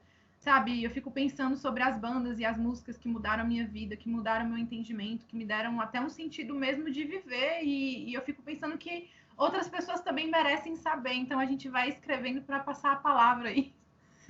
Para passar essa palavra, para entender melhor a obra, eu acho que a gente entende muito melhor a obra quando a gente passa a escrever sobre aquilo. E também para entender o que aquilo significa na nossa vida. E aí, com isso, a gente tem um processo de autoconhecimento também muito grande. Então, é uma experiência assim, muito completa, né? Você escutar uma obra, escrever sobre ela, você do mesmo jeito que o cara ali ele produziu uma coisa, você não está só consumindo, mas você também está consumindo e jogando mais coisas assim para as pessoas consumirem. E eu acho que isso é uma coisa muito significativa na minha vida. Não, e que faz muita diferença no momento, né? Porque você falou dessa experiência que você teve com seu pai de limpar disco, de ouvir os discos juntos com ele e tal, não sei o quê, que é uma experiência que o mundo digital, por mais que ele facilite em algumas coisas, né? Que nem hoje, a gente está gravando no dia dos 100 anos do Charlie Parker, né? Do Bird, um dos Grande gênio. um dos maiores músicos da história e tudo. E eu tava aqui no Spotify ouvindo os discos dele, umas coisas meio raras, clássicas, tal, não sei o quê, e aí você fala, pô, legal o Spotify, me quebra o galho nisso. Mas, ao mesmo tempo, o Spotify ele tira justamente essa concretude, né? Essa coisa real de você poder compartilhar uma coisa concreta com uma outra pessoa, assim, ter essa experiência. E, de repente, escrever sobre música, vocês que escrevem sobre música, teriam tendo um papel muito grande de marcar um momento, né? Marcar, que nem você escreveu essa semana também sobre o disco do Rio Lewis, que saiu, o Éter, tá lá no Célula Pop, é um texto muito bom, belíssimo mesmo, Mas é muito fã do Rui Lewis e The News. Podia até um dia fazer um programa sobre o pop anos 80, assim, Ah, seria incrível. Eu me sentiria realizada. então, vamos ver se o público quiser, a gente faz. Enfim, ou se você também topar. Mas, voltando, então, Adotei. você escreveu sobre esse disco que saiu porque a gente não tem mais aquela experiência, isso é, eu tive, e é sensacional você pegar, putz, ir numa loja, comprar o disco na semana de lançamento, ou mesmo no dia do lançamento, tudo. Isso meio que se perdeu com o Spotify, em especial num país como o Brasil, que a indústria da música meio que tomou um tombo muito grande, então não sai mais nada por aqui, né? É, Metallica acabou de sair o disco novo dele lá, o Symphonic Metallica 2. Eu estava procurando na internet para comprar, não tem, você não acha. não tem. E muito legal as pessoas que escrevem justamente terem esse momento para a gente poder guardar esse momento, né? Como eu falei, você escreveu sobre o livro do Rui Lewis, eu li, eu tinha escutado o disco, né? Aí eu li o seu texto e falei, pô, marca muito mais. Então isso é muito importante, isso que vocês fazem nesse momento. E como que você vê essa coisa da música digital? Você gosta, não gosta? Assim, eu acho que a gente vive em um outro momento. Eu acho que, por um lado, essa coisa da plataforma de streaming ela é legal, ela é importante. Uhum. Por outro, ela também deixa a desejar. Eu acho que tem um lado negativo e um lado positivo. E eu acho que, diante dessas duas facetas, a gente tem que repensar o nosso modo de ouvir e consumir música, sempre. Qual o lado negativo para mim? O lado negativo é justamente esse, da pessoa não ter uma experiência completa e marcante. Porque não é só a música que você escuta, é o encarte que você passa, é a capa que você pega. Tem um lance físico mesmo de você pegar naquilo e enquanto você tá pegando naquilo, você tá escutando, sabe? É a mesma coisa, eu comparo muito com comida, sabe? Comida com... Não é só você... a pessoa que só pensa em comida, né? Assim, comida não é só você comer, você saciar a fome, mas é a cor da comida, é a textura, Sim, sabe? É como ela desmancha na boca, tem toda uma questão, sabe? Uma questão envolvida, é o preparo. Então, assim, por um lado, é negativo, justamente por a gente não ter essa experiência marcante e a gente, às vezes, muitas vezes aquilo passa de uma maneira um pouco superficial. Por outro lado, é claro que é legal porque a gente tem milhões de músicas disponíveis, coisas que você sabe. É muito difícil. Tinha época que tinha coisa que era muito difícil achar, sim. que a gente não achava. Então hoje a gente tem por exemplo, toda sexta-feira eu entro lá no Spotify ou no Tidal e aí eu vejo os lançamentos e eu descubro zilhares de bandas, assim, bandas que eu gosto. Então, isso é muito legal, de você ter aquilo muito acessível. E também é muito legal por outro ponto. Esse ponto, a gente estava falando do punk aí, das pessoas fazerem música em casa. Eu posso fazer uma música na minha casa e colocar no Spotify e pedir para meus amigos escutarem. Isso é muito bacana também. Sim, Isso é uma coisa que não aconteceria. Assim, poderia até acontecer, mas não aconteceria tão facilmente como em outras épocas. Eu acho que o nosso desafio diante disso é repensar o nosso modo de ouvir música, repensar o nosso modo de consumir a música. Então, eu sei que playlist é legal, mas assim, vamos parar de ouvir só playlist, vamos pegar um disco, escutar o disco do começo ao fim, na ordem, entendeu? Eu não tô querendo aqui ser chata, mas a gente pode entender a música de uma maneira melhor. Mas assim, isso é uma coisa que é muito pessoal também. A gente não fica é, querendo ditar mas regra para ninguém. A pessoa escuta a música como ela quiser, ela entende a música como ela quiser, mas eu acho que para a gente ter essa experiência de aumento da nossa sensibilidade e desse negócio da gente tornar a música especial nas nossas vidas, porque ela tem esse poder, assim, ela tem um poder de mudar a sua vida completamente. Eu mesma, eu digo que se não fosse a música na minha vida, eu não sei nem o que seria na minha vida. Eu acho que não ia ter nada para dar conta das coisas que passam na minha cabeça o tempo inteiro. Então, assim, ela é o meu remédio, mas não é só isso. É muitas coisas, são muitas coisas também, sabe, envolvidas. Então, acho que a gente tem realmente que, diante desses pontos negativos e positivos, entender a nossa maneira de consumir música para que aquilo seja uma experiência mais marcante e não seja só um entretenimento, seja uma maneira da gente repensar a nossa existência humana, talvez, sabe? sim. Concordo totalmente. Eu só, assim, eu sou daqueles caras que eu tenho até dificuldade de ouvir playlist, assim. Eu tenho algumas que eu monto de vez em quando, tal, não sei o quê, mas eu sou muito, tipo, eu gosto de ouvir o disco mesmo, assim. Mesmo no Spotify, tudo, quando eu boto pra ouvir, eu tô ouvindo o disco do começo ao fim e tudo. Sim, Eu acho sim. interessante. Como eu falei, eu acho que, na verdade, o maior drama mesmo é nós que moramos no Brasil, assim. Porque, por exemplo, nos Estados Unidos, Inglaterra, tudo, Europa, tem até um movimento tanto das bandas como da própria indústria musical, assim, de resgate dessa ideia do objeto físico, né? Tanto que recentemente saiu uma matéria falando que nos Estados Unidos, na Inglaterra, teve um aumento de vendas de vinil esse ano, mesmo com a pandemia e tal. Essa pandemia. Porque lá termina saindo tudo junto, assim. Então, você, por exemplo, eu citei o Metallica aqui porque tá fresquinho, assim, acabou de sair o disco deles, e lá fora, nos Estados Unidos, você tem a mídia física, em LP, não sei o que, você compra o que você Pois quiser. é. Esse é outro problema. Esse aí é um problema que gera uma consequência no nosso modo de ouvir música. O Brasil, por ser um lugar. Bom, se você compra disco de vinil, você sabe que Sim, muitas vezes a gente quer comprar um disco de vinil, a gente aqui não acha. Quando a gente acha um disco velho, que a gente vai escutar e o disco vai estar zoado em algumas partes. uhum. O disco velho é caro, e se a gente quiser um disco novo, é caríssimo. Então, assim, Exatamente. você começa a pensar como essa questão da mídia física ela tá totalmente distante, sabe? Da pessoa comum, entende? Da pessoa comum como você, como eu e tudo mais, que a gente quer realmente comprar um disco, escutar em casa, mas, pô, a gente tem que escolher qual disco que a gente vai comprar porque é muito caro. Sim. E se não tem aqui no Brasil, a gente tem que trazer de fora, a gente tem que pagar outras 1000 coisas envolvidas que não são só a mercadoria, entendeu? Então é bem complicado isso. Isso tem a ver até com o nosso próprio. A maneira como a economia aqui no Brasil ela gira em torno da mídia musical também, e no que a mídia musical se tornou, a indústria musical se tornou, e aí isso são causas de uma complexidade que chega na gente e faz com que a gente escute a música de uma outra maneira, entendeu? Então aqui no Brasil tem o Brasil mesmo, eu acho, até eu vi faz um tempo que eu li um artigo falando que o Brasil as pessoas aqui é uma das que mais usam plataformas de streaming tipo o Spotify, porque isso quer dizer muitas coisas, né? Primeiro, que o brasileiro deve gostar muito de música, e segundo, que realmente a nossa mídia física está um pouco distante da gente. É, e terceiro que assim, depende muito do que eles estão ouvindo lá também, né? Sem querer fazer julgamento de gostos e tal, mas também a gente sabe que tem muita porcaria assim que o pessoal escuta e que termina bombando e tal. Mas que infelizmente marca também essa coisa de uma certa desvalorização da própria cultura musical mesmo, tanto nossa, brasileira, quanto da música em si, como um espaço geral, assim.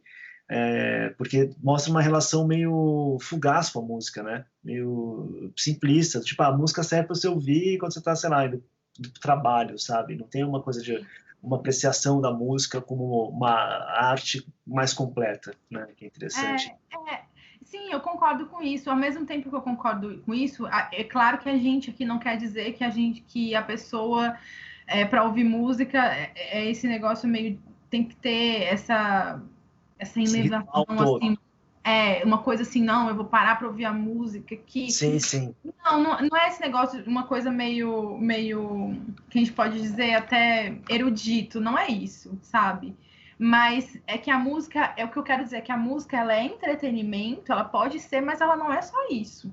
Sim. Então, assim, é meio que isso que eu quero falar. Ela não tem que ser só um momento de distração e de divertimento. Gente, eu adoro ouvir música para me distrair, para me divertir, para ficar só tocando, mas ela não pode ser só isso. Ela não se resume a apenas isso, entendeu? Por Eu, isso que a gente tem que repensar a nossa maneira de entender a música. o que eu acho que acontece é que o digital, ele justamente ele meio que amputa esse outro lado, esse outro aspecto da música, né, do que significa a música, tal, do que significa a arte musical, ele meio que amputa, e aí as pessoas nem sabem que elas estão perdendo. Eu acho que esse é o grande drama, né? Eu acho que esse, para mim, é o grande problema. De repente, tem toda uma geração que nem sabe direito o que é que ela está perdendo tudo. Em especial aqui no Brasil, porque, como eu falei, nos Estados Unidos você tem uma cultura muito mais forte disso. Então, lá você tem um revival, assim, e é engraçado, porque eu não considero que seja uma nostalgia meio bocó, assim. Não, é porque a pessoa quer uma experiência mais completa, ela quer ter uma lembrança mais real, tudo, porque quando fica tudo digital, realmente se perde. Mas vamos voltar a falar de escrita, para poder focar aqui. Também você já deve estar meio cansada de falar, assim, coitada, Eu não explorando canso de aqui. falar, é uma coisa que eu não Nessa coisa nessa coisa da escrita, tudo, você terminou participando de uma coletânea de um livro chamado Heavy Metal Criminologia, em que você abordou, né, e falou sobre o Metallica nesse disco tudo. Como que foi o processo aí de pensar do convite, de pensar? Conta um pouquinho pra gente aí. Eu vou falar para vocês, dá para encomendar o e-book desse livro já na Amazon, está disponível lá, então vai estar o link aí para vocês, para quem quiser ler. O texto da Maísa tem outros textos, mas ela vai explicar aí melhor Heavy Metal e Criminologia. Vamos lá. Bom, só para o pessoal entender o título do livro, né? Heavy Metal e Criminologia. Só para entenderem, né? Porque que eu escrevi para esse livro, porque eu também estudo direito. Então, a gente escreveu sobre com outros autores também de artigos. A gente escreveu, tentou pegar assim algumas obras, né, que falavam sobre temas que poderiam se relacionar à questão da criminologia e também à questão do direito penal. E a gente fez alguns artigos e dissertou assim de acordo com a visão que cada um queria passar. Por isso o nome Heavy Metal Criminologia. Em especial a criminologia. O que é a criminologia? A criminologia ela é um estudo que não necessariamente está atrelado a um direito, é um estudo independente, né? Uma área independente, mas que o direito bebe muito da fonte da criminologia, principalmente o direito penal. Ela é um âmbito, uma área que estuda o crime, o criminoso, o desvio, através de uma perspectiva de uma criação de uma sociedade, como se o crime, o desvio, o criminoso fossem uma criação da sociedade, ou seja, como se fosse a cultura de uma sociedade. E a criminologia cultural, em especial, a criminologia cultural, ela bebe muito dessas manifestações de culturas e subculturas de uma sociedade. Então, por exemplo, como a gente tem o heavy metal, o thrash metal, o punk rock, são culturas de uma sociedade, culturas às vezes de uma sociedade urbana, e que falam sobre muitos temas que muitas vezes esses temas podem estar relacionados com essas questões de desvio do crime e do criminoso. Então é mais ou menos isso. Deu para entender, Gil? Deu para entender. Legal. E aí, pode falar, diga lá. Não, deu para entender sim. Eu só falar, eu não manjo quase nada de direito, criminologia, tudo, então para mim é uma aula já. Então tá valendo. É basicamente isso. Uhum. Aí a minha ideia foi pegar o segundo disco do Metallica, o Ride the Lightning, e principalmente pela ideia da capa e pela música título, né, pela faixa título, que fala sobre que é uma expressão de quando um presidiário vai para a cadeira elétrica. Inclusive a capa é a cadeira elétrica suspensa com os raios, né? E aí nesse artigo eu falei, além de falar sobre o disco, que é um disco muito importante para a carreira do Metallica, inevitavelmente e definitivamente um disco que mudou os rumos, né, que a banda tomou. E aí eu peguei esse disco para falar especialmente sobre essa questão da morte, né, da morte como uma pena e sobre como a gente deveria repensar os sistemas punitivos, né? A gente poderia repensar até mesmo o sistema punitivo brasileiro, que a gente não tem a pena de morte, a gente só tem a pena de morte no caso específico, que não é o nosso caso, né? Mas a gente não tem uma pena de morte como um tipo de pena no Código Penal. E eu quis, na verdade, meio que trazer essa questão da morte como a pena e também sobre essa questão de como as pessoas, como a sociedade vê nesse lance de punir uma medida viável para que os crimes não aconteçam. E isso acaba sendo um pensamento que não funciona na prática, como tem sido com o Brasil. O Brasil vive uma crise de segurança pública muito forte, principalmente porque quando você lê a nossa Constituição, a Constituição diz que a segurança pública está nas mãos dos órgãos policiais. Então, na nossa Constituição está escrito, tem lá todos os órgãos, Polícia Civil, Polícia Federal, a Polícia Militar, são todos esses órgãos que que tomam de conta da nossa segurança pública. Então, a questão da segurança pública no Brasil ela é muito complicada ainda, porque mesmo após a nossa Constituição de 1988, que foi uma Constituição que nasceu na ideia de garantir e de se observar direitos individuais, direitos coletivos também, mesmo com isso, a segurança pública e a ideia de segurança pública no Brasil ainda gira em torno daquela velha premissa de a gente vai colocar a pena, ela é útil para que a pessoa não cometa crime, sendo que isso não é verdade. A pena, na verdade, ela deveria ser um tipo de medida para reabilitar um indivíduo somente.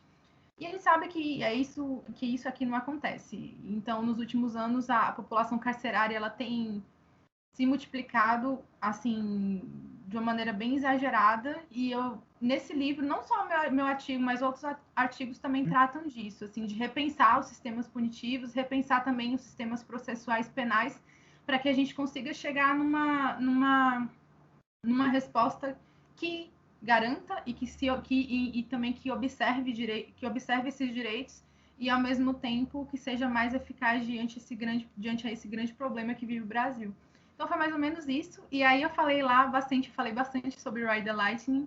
E o mais legal desse disco é que todas as músicas, cada uma de sua maneira, todas as músicas elas giram em torno de um tema que é a morte, né? Então eles falam sobre a morte sobre vários aspectos. E eu acho isso muito incrível porque era uma banda muito jovem ainda. O segundo disco do Metallica, eles eram ainda meninos praticamente.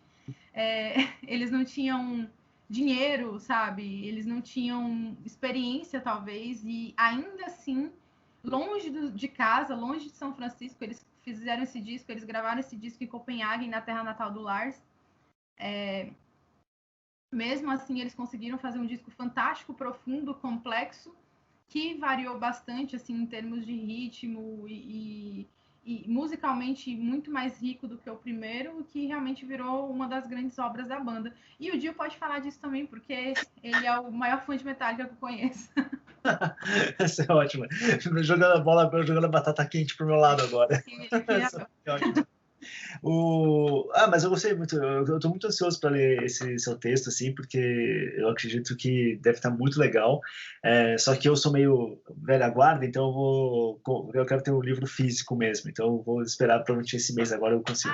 Deixa eu só falar, o livro físico ele já está disponível no site da editora do livro, que é a editora Totti. Isso. Então, quando você entra lá, www.editoratot, você consegue fazer os primeiros pedidos que vão chegar agora em setembro. E assim, eu não estou falando só pelo meu artigo, não. Tem outros artigos, tem vários artigos bem legais, inclusive sobre outros discos do Metallica também. A galera fez um trabalho bem bacana, assim. Então é bem legal, assim, o livro. Tem sobre o Injustice for All, que eu tô ligado. Sim. E mais umas coisas assim. Então, para quem aí é fã de metal e de direito, ou criminologia, melhor dizendo, vale muito a pena. Mas o disco do Metallica, você comentou essa questão da morte, né, da presença da morte no disco, e realmente é algo que está muito presente ali, né, que está muito discutido, porque você tem tanto a questão da pena de morte na Ride the Lightning, você tem o suicídio na Fade to Black, você tem o For Whom the Bell Tolls, que é sobre guerra, essas coisas todas, e realmente é um disco muito surpreendente para uns garotos que estavam naquele meio do thrash metal dos anos 80, que era muito ainda com uma herança, né, interessante do heavy metal tradicional, digamos assim, com muitos temas de fantasia, o demoninho, aquela coisa toda, e o Metallica termina puxando um pouco de uma forma diferente, até uma coisa meio punk ali, que você tinha comentado, né? Porque certos temas do Metallica começam a surgir nessa época, estão muito mais próximos de uma ideia que o punk retratava, do que propriamente o heavy metal como a gente pensa assim, né? O heavy metal ali dos anos 80, tal, que tinha esse lado mais da fantasia, que era, sei lá, o Raybon, o próprio Iron Maiden na época, que é uma grande influência do Metallica, e dentre outras bandas ali, até o Judas, né? Você pega os primeiros discos do Judas Priest, assim, são muito, tem um anjo na capa, tem aquela coisa toda, tal, não sei o quê, e o Metallica traz essa coisa meio urbana junto com aquelas bandas do thrash metal dos anos 80, só que eu acho que a grande diferença do Metallica tá em um cara que, para mim, que é o Cliff Burton, né? Que eu acho que é uma figura que é muito interessante porque nos últimos tempos eu andei ouvindo muito Metallica antigo, e eu sou sempre muito fã do Metallica, pós-Cliff Burton, obviamente, assim, com o Jason, que é um grande baixista, o Trujillo agora, mas você realmente repensando e olhando para trás, fala assim, não, realmente o Cliff Burton era uma presença muito forte musicalmente dentro da banda, e até em termos de lirismo, assim, o Hatfield evolui muito com a presença do Burton ali, porque o Burton era um cara que estudava música clássica, estudava barroco, ele gostava muito de literatura fantástica, assim, então ele trazia algumas coisas, por exemplo, Lovecraftianas para a banda e tal, e isso marcou muito, assim, aquele momento da banda, e esse salto que a banda dá. Eu acho que, por exemplo, quando você pega o King and All e você pega o Hide the Lightning, não tem como você não perceber um salto muito grande da banda, assim. Não Tanto tem, líricos, tanto em termos líricos quanto em termos de composição. E eu acho que isso é muito decorrente da presença ali do Burton e do Kirk Hammett, numa certa... Sim, Kirk Hammett também. Porque o QAnon ainda é a banda anterior, assim, ainda é o Hatfield, o Lars, o Mustaine com a presença dos outros caras, assim, você ainda tem umas composições do Mustaine ali e tal, então você percebe que tem uma coisa meio crua. Inclusive, quando você escuta o primeiro disco do Megadeth, o primeiro disco do Megadeth é muito tosco, assim, é um negócio que você fala, nossa, é uma tosqueira que a gente gosta, eu acho. É o quê? Desculpa. Eu falei, é uma tosqueira que a gente gosta. É uma tosqueira que é legal, assim, do Megadeth. Mas você pega o primeiro e o segundo disco do Megadeth, você vê assim, você percebe ali que está muito atrás do que o Metallica vai fazer no Hide the Lightning e no Master of Puppets, assim. E o Hide the Lightning, eu acho que é esse disco, assim, que os caras encontram uma sonoridade ali que vai ficar mais aprimorada depois do Master of Puppets, que é muito única naquele momento ali da banda, que você fala, nossa, é muito impressionante o que eles conseguem ali. Você pega essas canções que eu citei, que você fala, nossa senhora, Creeping Death, sabe? De onde que os caras tiram Creeping Death? Pelo amor de Deus, tipo, é um negócio muito fantástico. For Whom the Bell Tolls, que tem uma introdução ali de 2 minutos quase, que é só um instrumental da banda.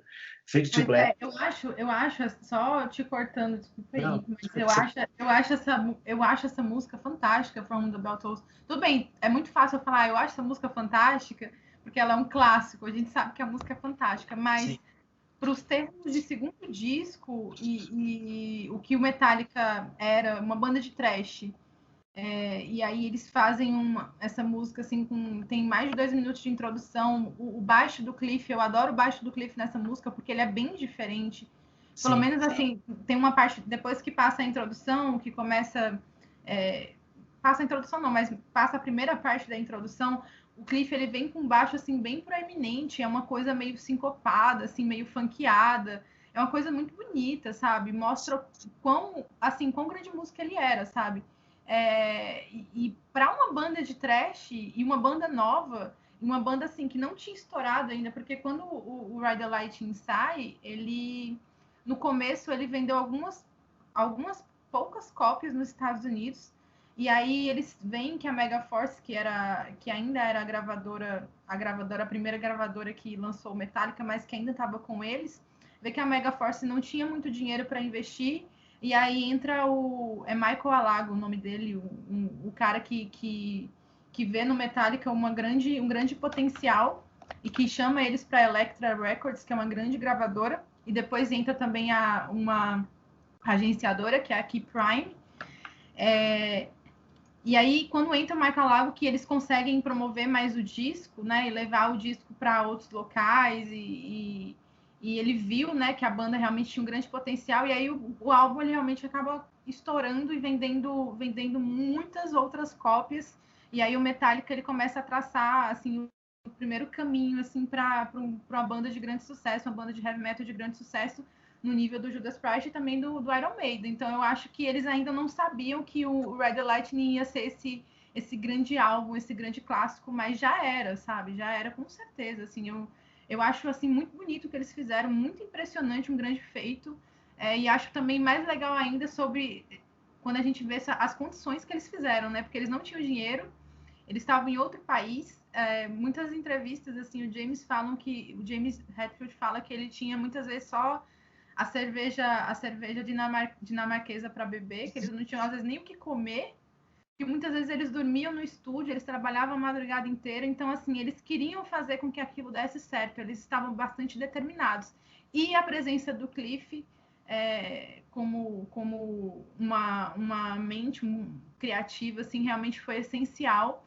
E até hoje, né, a gente vê que o Cliff, ele foi, mesmo depois do acontecimento trágico da morte dele, o Metallica segue muito das influências do Cliff. O próprio São Francisco Symphony, que meio que era uma ideia, né, do Cliff Burton, porque ele era grande fã de música clássica, o James Hetfield sempre fala isso, e a gente vê agora, por exemplo, sexta-feira que foi lançado a parte 2, né, do grande disco de 1999, que foi o primeiro disco do Metallica com a Orquestra Sinfônica de São Francisco. Então a gente vê o Cliff aí ainda vivo, por mais que ele não esteja mais entre nós, infelizmente, mas ele ainda está vivo aí no coração do Metallica, e esse álbum foi essencial para entender a banda. Eu acho que muitas músicas, inclusive, quando você analisa algumas músicas, você consegue entender outras músicas que vieram depois. Fade to Black é uma delas, uma balada, né? Uma balada. E por causa de Fade to Black, eu acho que muitas outras canções que são hinos do Metallica surgiram. Eu acho que talvez se não fosse Fade to Black, esse negócio que eles lançaram aí no segundo disco, que também foi uma surpresa, né? Que banda de thrash metal ia lançar uma balada? Nenhuma, né? E eles foram lá e lançaram e construíram uma banda nos termos deles, né? Tipo assim, não foi uma banda que seguiu caixinhas, nem rótulos. Eles quiseram fazer o que eles queriam fazer, e é isso, sabe? É uma grande banda mesmo, e a mitologia do Metallica sendo construída. Eu adoro Kill Them All também, é um disco fantástico de thrash metal, mas o Ride the Lightning tem essa maturidade, assim. E eu acho que o Metallica começa a se diferenciar ali. E é curioso você falou essa questão da balada da Fade to Black, porque se você procurar na internet, YouTube e tal, você encontra falas do Cliff Burton falando assim, o pessoal fica reclamando que a gente tá fazendo balada, tá fazendo música lenta, não sei o quê, é problema desses caras, a gente vai fazer o que a gente quer fazer. O próprio Cliff Burton falava isso já em 85 sobre isso, né? E aí, curiosamente, logo depois, aí passam 85, sai o Ride the Light, em 86 eles gravam o Master of Puppets, que é uma obra-prima suprema da banda, assim. Eu não consigo dizer qual dos dois discos. Talvez tecnicamente o Master é melhor, assim, porque tem uma outra faixinha ali no Ride the Light, mas emocionalmente eu adoro o Ride the Light, assim, eu realmente gosto muito do Ride the Light, mas o Master é uma obra-prima daquele momento, dessa primeira fase, formação do Metallica, são um trio de álbuns que eu considero assim, mostra uma evolução muito grande da banda e ao mesmo tempo essa maturidade musical e lírica, né? Você pega músicas como Call of Cthulhu, que está no Highlight, você pega Orion, putz, o que é Orion, sabe? A primeira vez que eu vi aquilo ali, eu fiquei embasbacado, falando, uma maravilha, assim, e que tem muito a ver com o Metallica sinfônico, né? Que a gente pode traçar aí, e aí o Cliff Burton morre. E aí que o Metallica começa vai começando uma história muito conturbada, de certa forma, mas ao mesmo tempo uma história de muito sucesso. Isso que é muito interessante, assim, você perceber, né? Porque aí vamos entregar, a gente meio que já teve um pouco essa conversa na outra gravação que deu errado, então a gente vai repetir aqui, talvez a Maísa vai ficar entediada comigo que lá vou eu falar do Metallica, mas assim... Bem, pode falar, escutando, eu já falei muito. Porque o Injustice for All, para mim, é um álbum de uma banda traumatizada, né? Então você percebe isso na própria forma como o disco foi gravado, com aquela coisa do Jason Newsted ter o seu baixo meio que apagado ali. A elaboração das músicas é uma elaboração que parece que os caras estão querendo provar para eles mesmos que eles são dignos do legado do Metallica, digamos assim, e eles têm uma coisa assim, tipo, cara, é muito intricado aquele disco, assim, ele é muito cheio de variação nas músicas, muito tempo e contratempo, é um negócio muito impressionante, assim. Às vezes é muito querendo demonstrar virtuose, né, uma coisa meio... Ele chega a ser até meio frio nesse aspecto. Ele é um disco completamente de virtuoso, assim, tipo, cara, é um disco até meio frio, assim, né, da banda. Você não percebe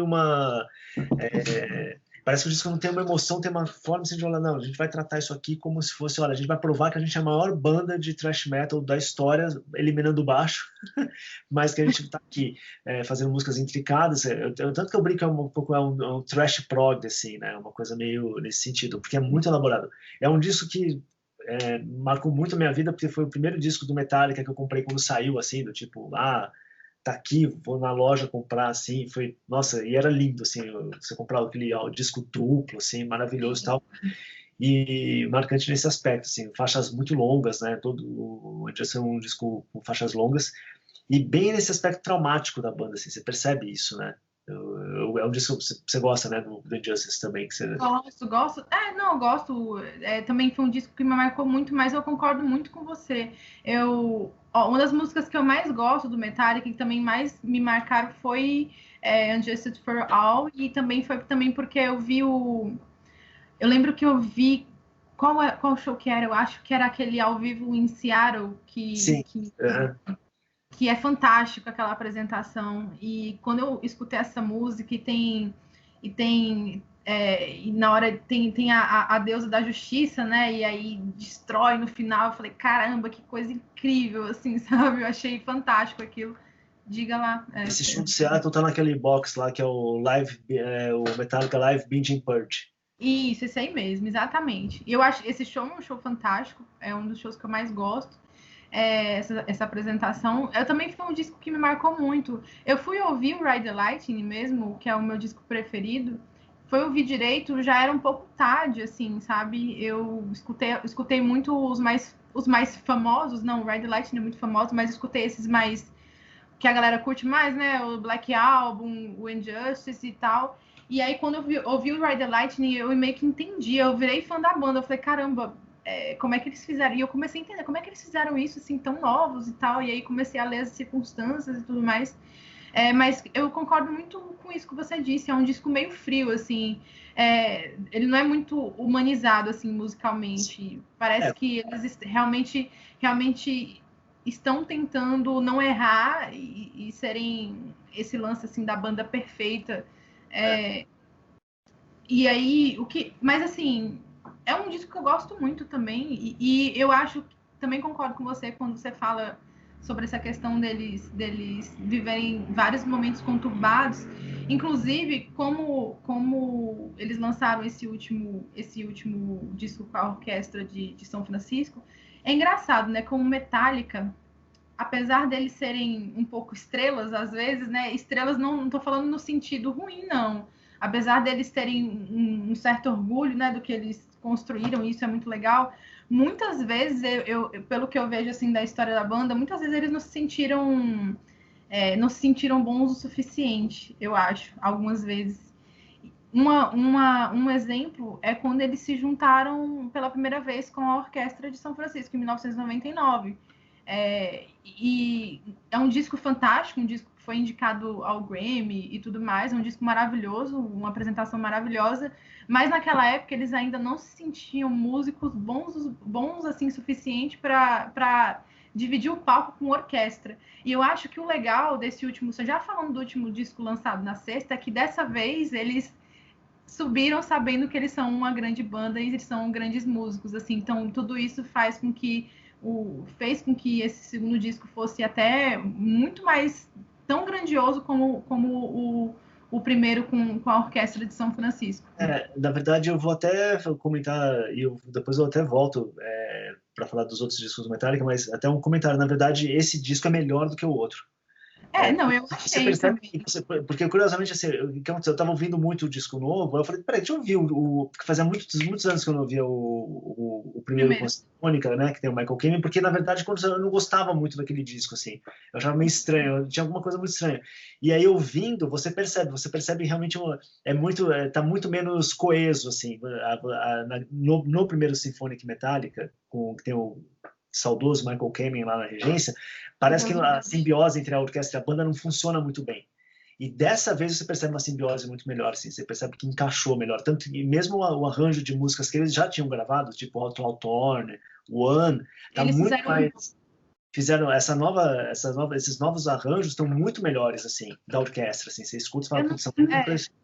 Eu não sei se você teve essa mesma impressão que eu. Eu realmente achei, eu gosto muito do, apesar, você falou que você não, era meio estranho, mas eu gosto muito do primeiro, assim, do de 99. Mas eu acho, esse segundo, eu acho que ele tem um espírito diferente, que a banda tem um espírito diferente. Eu acho que a banda, ela entrou sabendo, assim, do que eles fizeram esse tempo inteiro, sabe? Entre erros e acertos, eles sabem que eles são grandes, entende? Então, eu acho que naquela época eles não sabiam ainda como eles eram bons, assim, eu acho que naquela época eles sentiam que precisavam provar algo, sabe, para alguém.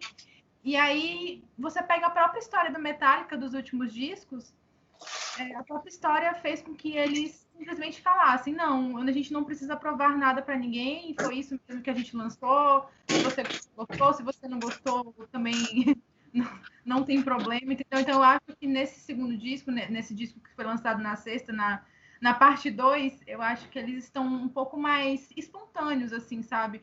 Estão mais à vontade de estarem dividindo o palco com a orquestra. Eu acho que tem vários motivos para isso, né? Um deles é assim, voltando lá para trás, né?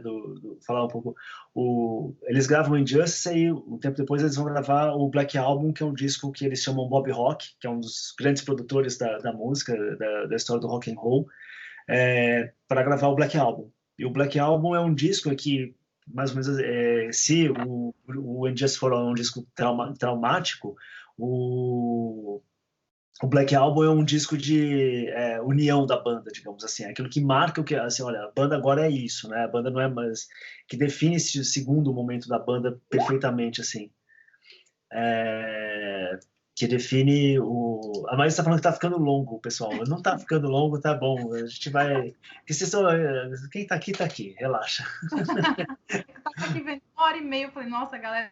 Não vai aguentar o papo. Metallica. O pessoal está falando Metallica, tá tudo aqui. Eu tenho certeza que o Muriel Nunes está por aqui ouvindo e o Douglas também. Enfim, aí eles gravam o Black Album, que traz essa união da banda. A banda estoura, né? A banda também, novamente, ela muda um pouco assim a sua sonoridade. Ela termina sendo mais enxuta, ela continua sendo pesada, só que ela é mais enxuta. Ela não precisa provar nada no sentido técnico, né? Todo mundo sabe, porque eles já provaram isso no Injustice, e estoura, e ao mesmo tempo que eles conquistam fãs no mundo inteiro, os fãs mais radicais já abandonam de novo a banda, é muito engraçado, o Metallica vive tendo problema com fã, assim. Sim, relação de amor e ódio aí. Relação de amor e ódio, aí estoura com o Black Album, e aí eles entram num frenesi de show, foi o primeiro show que eu vi da banda, aliás, foi em 93, lá no estádio do Pacaembu, no antigo estádio do Palmeiras, uma zona desgraçada, lá tinha polícia, cavalo, foi uma loucura para entrar, mas eu estava nesse show, 93. No estádio, no palestra, né, você diz? No Pacaembu, não, no palestra, isso, antigo, desculpa. Era o antigo Corinthians, né? Que time pequeno, eu não lembro os nomes direito, assim. Que olha. No meio do vídeo aqui. Aí assim, do lado, tava lá, e aí eles estouram, fazem o negócio todo, rola até turnê com Guns N' Roses, pra você ver o tamanho do que a banda virou ali, a loucura. E aí, com a mudança do cenário musical da década de 90, com o surgimento do grunge, o Metallica faz um movimento muito diferente para quem não acompanhava muito bem a banda, né? Porque vocês que sabem do canal aqui sabem que eu sou muito fã do Metallica, então eu acompanho muito bem. Mas o Metallica fez uma mudança ainda mais radical quando eles gravaram Load e Reload, que são discos que eles mudam a estética visual da banda, eles mudam o logo, mudam tudo. A capa é feita por um artista plástico que é completamente abstrata, assim, uma coisa meio provocativa, inclusive. E a sonoridade da banda, ela amplia a sonoridade da banda, eles não fazem ali só nem thrash metal, nem hard rock, nem power rock, eles fazem o rock and roll mais completo ainda, tem de tudo ali, tem um pouco de blues, tem um pouco de Tom Waits, tem Nick Cave, tem umas sonoridades muito diferentes ali no Load e Reload, né? Que acho que mexeu muito com os fãs, assim, muita gente, eu lembro que, nossa, quando saíram aqueles discos assim, porque a galera, nossa senhora, detona até hoje, briga por causa disso. Não, é muito engraçado, e eu sou o fã que continua lá, né, eu continuo fã dos caras, assim, e aí é que tá, esse que é o ponto, que eu queria chegar. o primeiro Symphonic Metallica foi gravado depois do Load e do Reload. Então, nessa fase em que o Metallica estava numa certa crise com os seus fãs e tal, então eu acho que essa insegurança que você falou, que eles tinham na época, também é uma insegurança um pouco nesse momento, assim, que eles passavam, sabe? Do tipo... Exato. De querer provar as coisas para os fãs. Exatamente. E também eu acho que deveria rolar uma pressão, por mais que eles já tenham, nessa altura do campeonato, alcançado um sucesso, tinha um lance, assim, de provar que eles eram bons o suficiente de estarem dividindo o palco com uma orquestra, né? Sim. Porque o Lars também teve essa ideia também, porque eu acho que a última banda antes do Metallica a fazer isso foi o Deep Purple, né? Que fez uma experiência aí com uma orquestra, e aí a gente tá falando do Deep Purple, que também é uma grande banda, uma das grandes bandas dos anos 70, que continuou sendo uma grande banda. Então, com certeza rolava uma pressão. Então, aí, dessa vez, eles entraram no ano passado, em 2019, eu acho que eles gravaram com aquela sensação de é isso aí, sabe? A gente a gente aqui é isso mesmo, a gente sabe. Então, por isso que eu acho que sai uma coisa, assim, muito, muito legal, assim. Eu achei o disco grandioso e muito emocionante.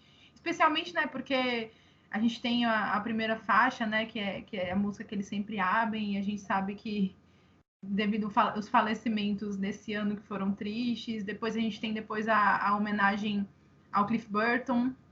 Então é bem emocionante, assim, tem um peso emocional assim bem, bem forte. Sim, não, total, total. E aí o Metallica passa, depois do Symphonic Metallica do primeiro, aí a banda entra meio que num hiato, assim. Então, aí a banda começa a ter umas crises e tal, que aí vai fazer nascer o Santenger, que é outro disco que faz os fãs também. Eu realmente não entendo como que o Metallica consegue ter fã, porque os caras fazem tudo para não ter fã, porque... Como eles conseguem ser a banda de maior sucesso, a banda de heavy metal com maior sucesso comercial, né? Exatamente. Sendo que os caras, toda vez que sai disso dos caras, os caras briga, nego não sei o quê, o cara reclama, fala disso, daquilo, não sei o quê. Nossa, quando saiu o Santenger, eu acho que eu sou o único cara da face da Terra que defendia o disco e que defende até hoje, porque eu gosto pra caramba do disco. Assim. Eu acho um disco... Não é um disco que eu adore, assim, mas eu acho um bom disco. Eu escuto, gosto, acho legal. Acho que tem momentos específicos que a gente gosta de escutar, né? E é um disco que ele, de certa forma, ele tem um paralelo muito interessante com Injustice for All, porque também é um disco de um momento em que a banda estava traumatizada, né? Porque é o disco também que marca a saída do Jason Newsted, que o Jason saiu, né? Depois do Symphonic Metallica, o Jason sai. Então você tem ali também esse trauma assim da saída do Jason. Obviamente, graças a Deus, ele não morreu, só saiu da banda. Então também é um disco traumático que relembra muito Injustice for All, assim. Inclusive é um disco, desculpa, que tem várias músicas longas também, músicas que não são tão intrincadas na sua estrutura quanto o Injustice for All, mas são longas e são barulhentas e são uma coisa assim meio perturbadora, assim, né? É um tipo de frieza diferente, assim, é quase que se o Injustice for All é uma coisa fria, robótica, de certa forma, o Santenger tem uma crítica que uma vez eu li que eu achei sensacional. O Santenger é aquele tipo de disco que a sua mãe imagina quando você está ouvindo heavy metal, assim. O cara kill, kill, kill, kill! É um negócio muito assim, o Santenger.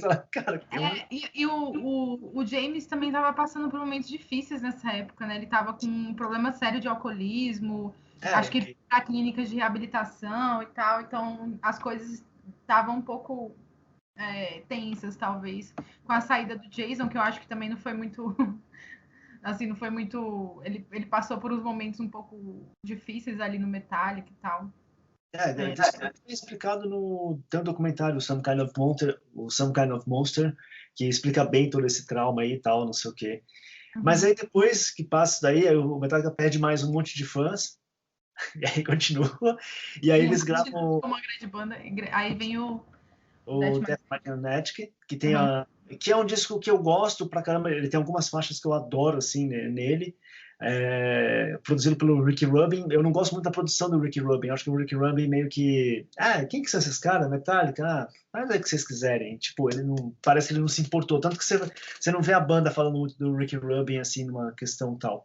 Só que aí tem um disco que não é da discografia oficial do Metallica, de certa forma, mas que eu acho que também ajudou muito o Metallica a se entender como músicos e que tem uma influência nesse último disco do Symphonic Metallica, que é esse aqui, o Lulu, que eles gravaram com o Lou Reed. Uhum.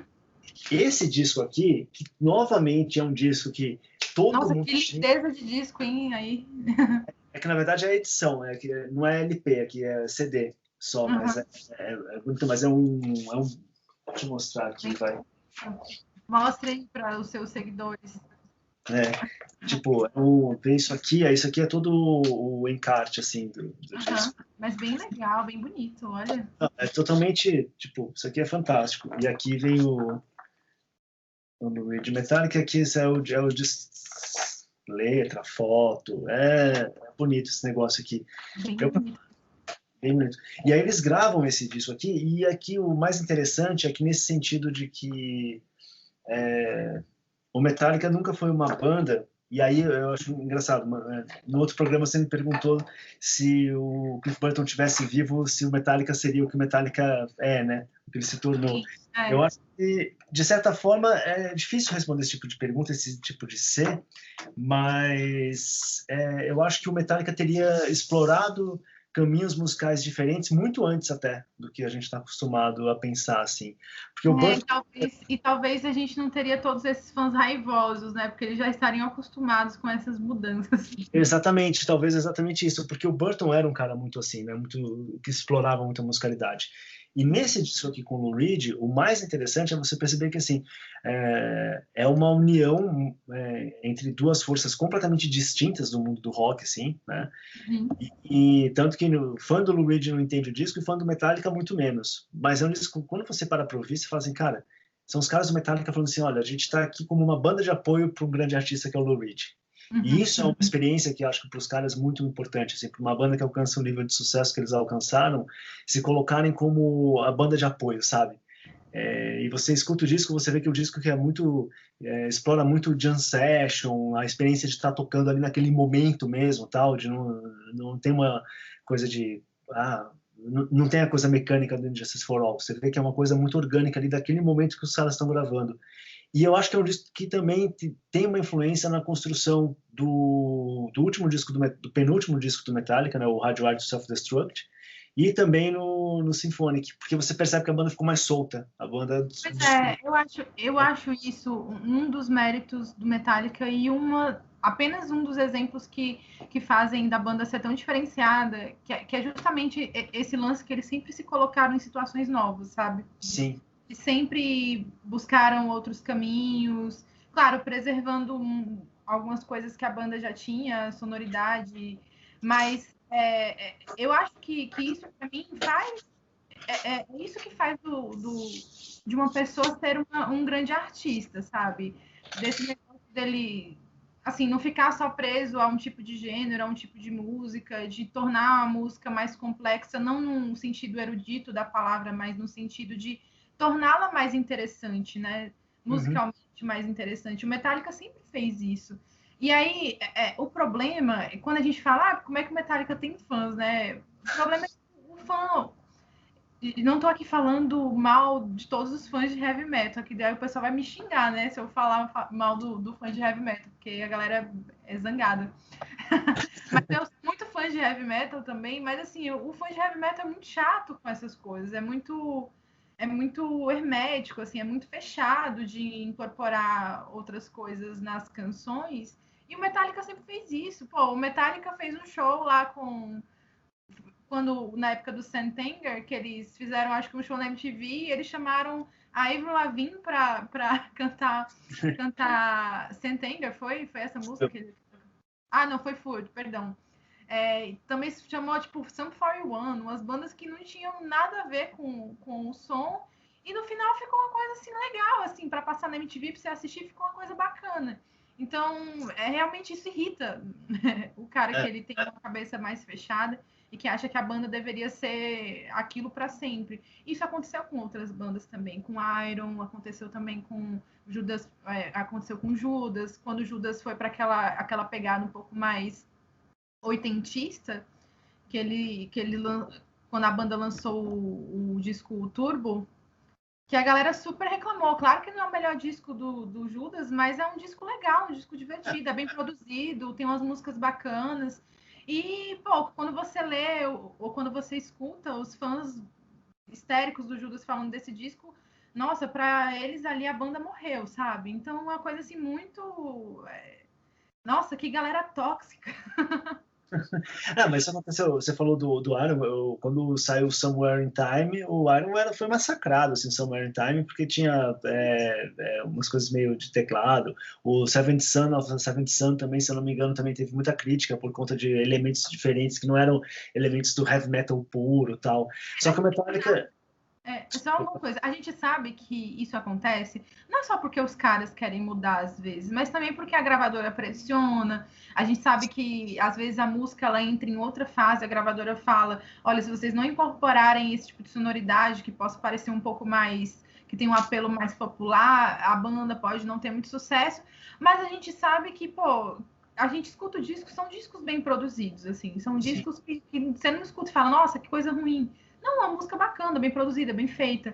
Eu acho que a gente tem que se atentar a essas mudanças. Às vezes o artista ele realmente quer se colocar num processo de mudança.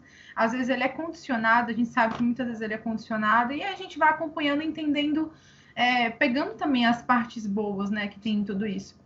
Mas o que é uma coisa até engraçada, que só para comentar sobre o Load e o Reload, que o Load e o Reload eles saem justamente na época em que o grunge, né, do Nirvana, Soundgarden, Alice in Chains, que era mais ou menos a onda do momento. E aí a banda, em vez de fazer um som grunge, eles vão fazer um som mais, digamos, pop, entre aspas, né? E aí fica aí toda uma discussão que estava para falar sobre o heavy metal e a história do heavy metal, que quem sabe um dia mais eu topo fazer um programa sobre o heavy metal, assim. Se vocês fãs... Já temos 2 programas aqui, o Pop anos 80, né? E o Pop Rock anos 80 e o Heavy Metal. Vamos lá, vamos ver. Vamos agora sim, eu acho que a gente conseguiu falar sobre tudo que a gente queria falar, e talvez tenha sobrado coisa, mas tudo bem.